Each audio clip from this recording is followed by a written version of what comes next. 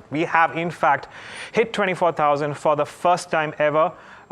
Bulls are in control of the Nifty 50. It does seem like we have more gainers than losers.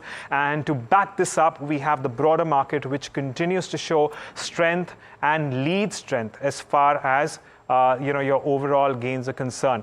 Now, as you can see on your screen there, it is essentially a broad-based gains coming in. Of course, while we do have the banking sector, which has aided the advance, and of course, notwithstanding Ultratech Cement and Grasim, along with JSW Steel and Wipro, which is actually aiding the up move. Dr. Reddy is also reacting positively. We don't have too much to talk about when it comes to losers in today's day of trade, And while we may have some, the losses are not as much as the kind of momentum that we've seen when it comes to those advancers. Of course, we're going to give you a lot more in terms of how things could potentially pan out from 23,000 to 24,000. And this was not without risks. Remember that it's been an extremely choppy session today. And while the Nifty at one point in time had gone into the red, it has moved back above the mark well into the green. And now it seems like we are moving into new territory. Just a point of note, because of the fact that today is the weekly options expiry, 24,000 was an extremely crucial level to watch because we had maximum open interest across all strikes in calls specifically. And that's going to be an important one because at this point in time, that would also lead to a lot of unwinding with respect to those respective calls. What that does is technically lead to further unwinding, and that unwinding can lead to more and more buying. So that's the technical aspect that you need to keep in mind when it comes to the Nifty. Currently at 24,000, and it's essentially being led by Aditya Birla Group companies. In fact, Ultratech Cement as well as Grasim. We have gains in Dr. Reddy's, Wipro as well as LTI, Mindtree, and of course Infosys along with Reliance Industries and TCS. These are the other relative heavier weighted companies which are actually lending strength to the up move. Can we also quite quickly take a look at what the Bank Nifty is doing, if it's possible, because we have a whole host of counters from the banking space which are actually doing well. And remember, the heaviest of them all in terms of weightage, HDFC Bank is the one which is going to, make matters, make things count out there. Of course, we have Axis Bank and ICICI Bank up and about, but we also have several technical analysts suggesting that HDFC Bank is at the cusp of, breaking out from a support, a resistance level. And if that comes through, we very likely could see further, covering coming through there as well. I believe we also have my colleague Tamanna who's joining us. Tamanna, certainly looking like another good day to celebrate. What an astonishing move, Agam. The distance to 24,000 is look at how the Nifty's moved just in the last 1 week and now above 24,000 and staying steady there as well. Like you said, driven by the banks in large part, and we'll pull up that heat map again to see what's working. Let's pull up the sectoral indices as well and see what's moving these markets. And it's interesting because all through the week you've had the Nifty really making those moves rather than the broader markets. The broader markets still not on board to that extent, but the Nifty definitely hitting a new high over there. Even IT stocks doing very well. And let's pull up the constituents of the IT sector at this point and see what's moving there this afternoon. Wipro 2.5%, persistent, Coforge. So just on a day when Citi was quite negative on IT, but the Nifty IT doing very, very well today. In banks, ICICI Bank for a second day in a row after that Jeffries note is showing steam. HDFC Bank not so much, although CLSA is very, very positive on HDFC Bank. So you might see that move up there. It's the first time ever that Nifty has hit the 24,000 mark, and we've been in blue sky territory for the last several weeks.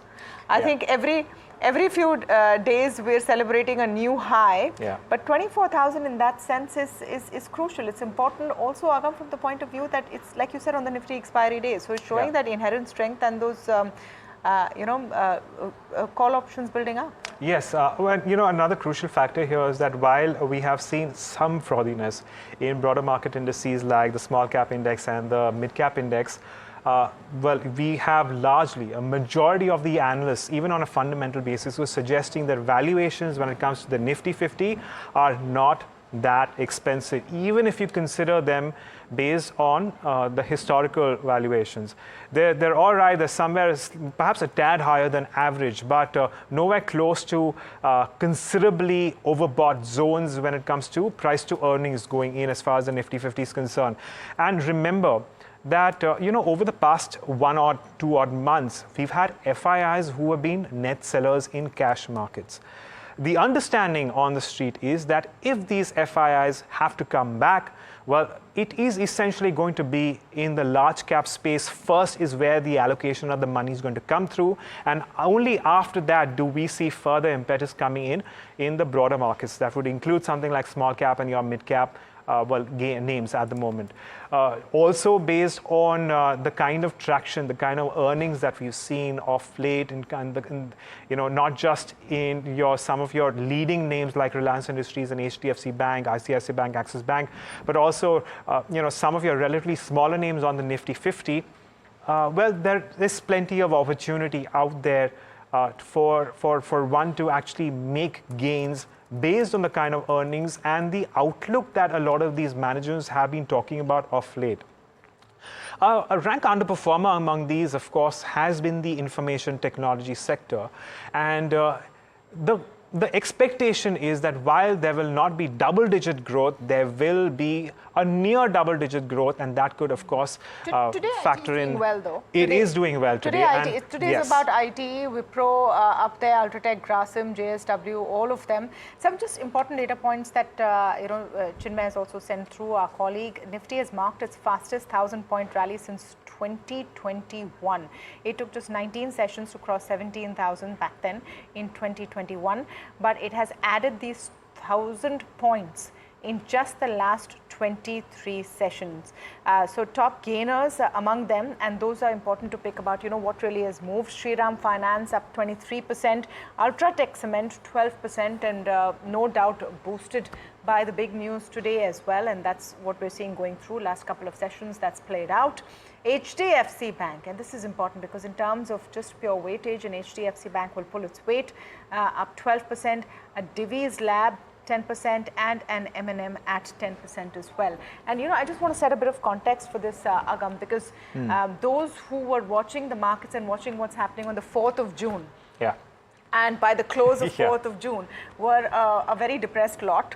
And they were like, now what's going to happen? Is the FIs have fled? Is this turned around? This is a rally boosted by the domestic investor in India, the SIP investor, who has really come in and pushed forth. Remember, FII flows have not really boosted this rally. It is the domestic SIP investor that has come in.